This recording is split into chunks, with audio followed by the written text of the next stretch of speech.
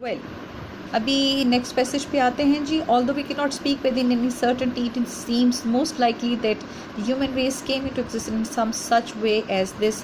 ये साइंटिस्ट का ख्याल है कि ये ऐसा ही कोई तरीका हो सकता है जिसकी वजह से ह्यूमन बींग्स जो हैं वो बने हों, पैदा हुए हों, इवॉल्व हुए हों.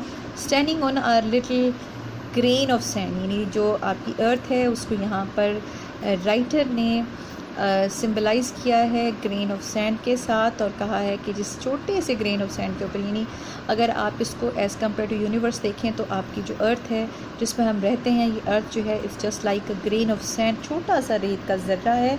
We try to discover the nature and purpose of the universe to surrounds our home in space and time. तो अगर हम यूनिवर्स को गौर करें, उसकी नेचर और पर्पस को जानने की कोशिश करें, तो फिर क्या होगा? Our first feeling is something like fear. इसको हमने अंडरलाइन किया हुआ है जी. हमारा सबसे पहला जो फीलिंग होगा वो क्या होगा? फियर. हमें डर लगेगा. क्यों डर लगेगा? अभी आपसे क्वेश्चन भी किया जा सकता है कि जी आपको डर क्यों लगेगा?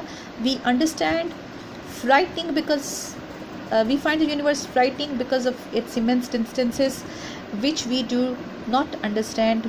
फ्राइटनिंग क्यों है जी? इसलिए कि इसके बहुत सारे डिस्टेंसेस क्या है जी?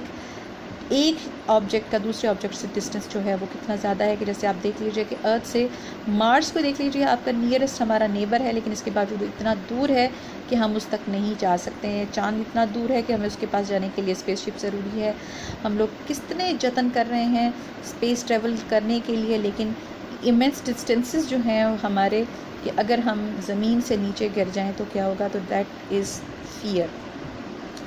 नेक्स्ट फिर हमें एक और रीज़न बताई जाती है, frightening because of the stretches of time so great we can not imagine them, कि इतने ज़्यादा स्ट्रेचेस ऑफ टाइम हैं कि हम लोग उसकी वजह से भी खौफज़दा हो जाते हैं.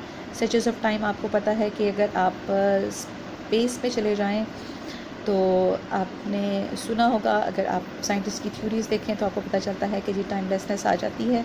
तो ये जो स्ट्रेचेस ऑफ टाइम हैं ये हमें इससे डरा देते हैं. Making the whole of human history so very small in comparison, frightening because of our extreme loneliness. क्यों?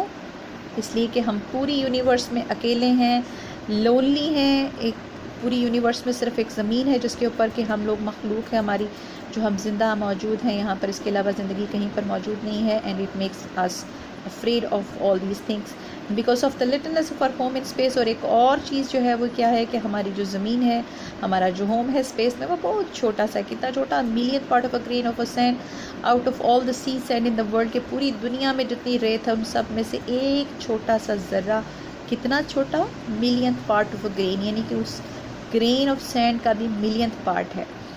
But above all else, we find the universe frightening because we cannot find any sign that life like our own exists anywhere in it except on the earth. इसको भी हमने underline किया हुआ है कि जो सबसे बड़ी बात जो है वो ये है कि हमारे ज़मीन के अलावा कहीं और ज़िंदगी नहीं. कि अगर ज़मीन से हम स्लिप कर जाते हैं या कहीं और मूव कर जाते हैं, वी डू नॉट नो कि कहीं और पर ज़िंदगी मौजूद है. Indeed, for the most part empty space is so cold that all life in it would be frozen. और दूसरी बात ये कि जी पूरी जो स्पेस है वो इतनी सर्द है, इतनी कोल्ड है कि हम वहाँ पर जम जाएंगे, हमारी कुल्फ़ी जम जाएंगे. Most of the matter space is so hot to make life on it impossible. तो जो लोग ये सोचते हैं कि जी वो स्पेस में जाएंगे और उनको बहुत मज़ा आएगा, बहुत सारे लोगों का ये ख्याल होता है, तो ये समझ लीजिए कि लाइफ जो है वहाँ पर इम्पॉसिबल है. Life does not seem to have any part in the plan of the universe which produced our planetary system. ये साइंटिस्ट का ख्याल है कि जी जब कभी इस यूनिवर्स को बनाया गया था तो उसका हिस्सा नहीं था ये लाइफ जो है, ये उसका हिस्सा नहीं था. ये तो बस ऐसे ही बाय चांस प्रोड्यूस हो गई, बाय चांस लाइफ जो है वो came into being. Calculation shows that there can be only very few such systems in space, कि बहुत थोड़े से सिस्टम्स होंगे स्पेस में. Yet so far as we can see life of the kind we know on earth can exist only in planets like the earth, कि जिस सिर्फ अर्थ जैसे प्लैनेट्स पर ही ज़िंदगी जो है सर्वाइव कर सकती है.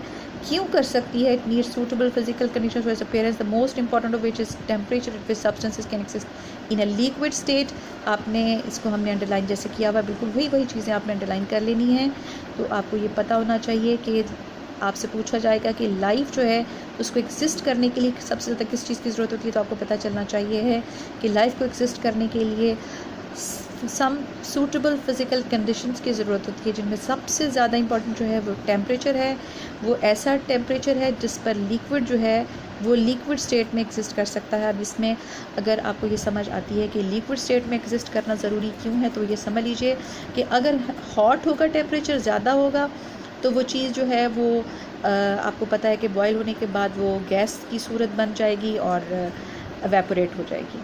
और अगर टेम्परेचर लो होगा तो वो फ्रीज़ हो जाएगी, सॉलिड फॉर्म में आ जाएगी। इसलिए जहाँ पर आप देखें कि टेम्परेचर सूटेबल होगा, वो क्या होगा कि जहाँ आपका लिक्विड फॉर्म में स्टेबल रह सके, एग्जिस्ट कर सके, सर्वाइव कर सके। That is the temperature where life can exist only.